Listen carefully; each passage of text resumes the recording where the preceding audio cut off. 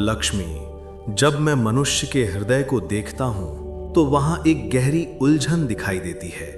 वह धर्म की बात भी करता है, ज्ञान की ओर भी आकर्षित होता है, फिर भी उसका मन भय, असुरक्षा और अस्थिरता से क्यों भरा रहता है?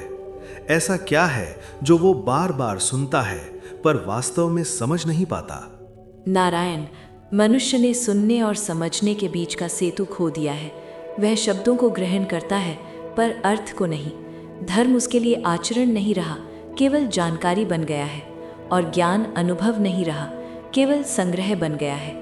जब तक विचार हृदय में उतरकर जीवन की दिशा नहीं बनते, तब तक भय बना रहता है, क्योंकि भय अज्ञान से नहीं, अधूरे बोध से जन्म लेता है।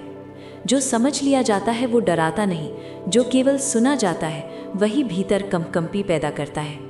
लक्ष्मी, मैं ये भी देखता हूं कि मनुष्य शांति की कामना करता है, पर उसका मन निरंतर भविष्य की चिंता और अतीत के बोझ में उलझा रहता है।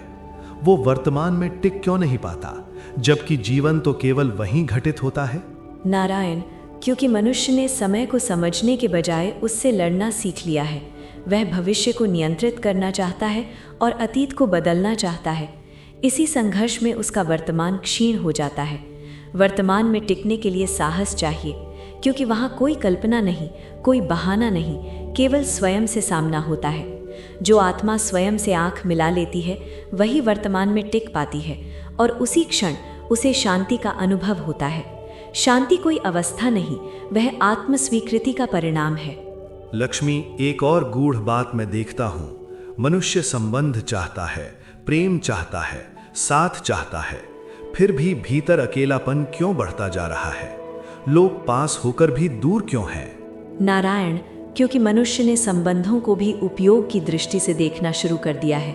वह देता कम है और चाहता अधिक है।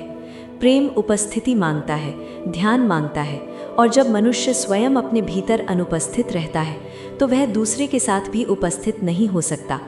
अकेलापन भीड़ से नहीं मिटता, वह आत्मा से जुड़ने पर ही समाप्त होता है।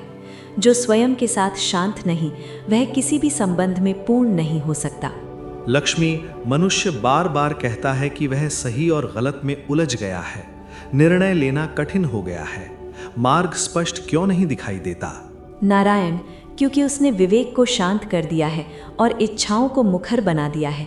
जब इच्छाएं मार्गदर्शक बन जाती हैं तब बुद्धि भ्रमित होती है, और जब विवेक मार्गदर्शक बनता है तब निर्णय सरल हो जाते हैं। सही और गलत बाहर से नहीं पहचाने जाते, वे भीतर की स्पष्टता से प्रकट होते हैं। जिसका मन शांत है उसका निर्णय भी शांत होता है।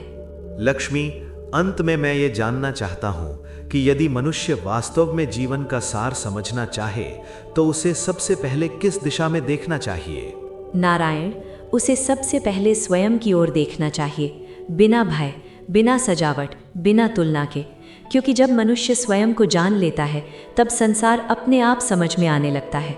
जीवन का सार बाहर खोजने से नहीं मिलता, वह भीतर जागने से प्रकट होता है।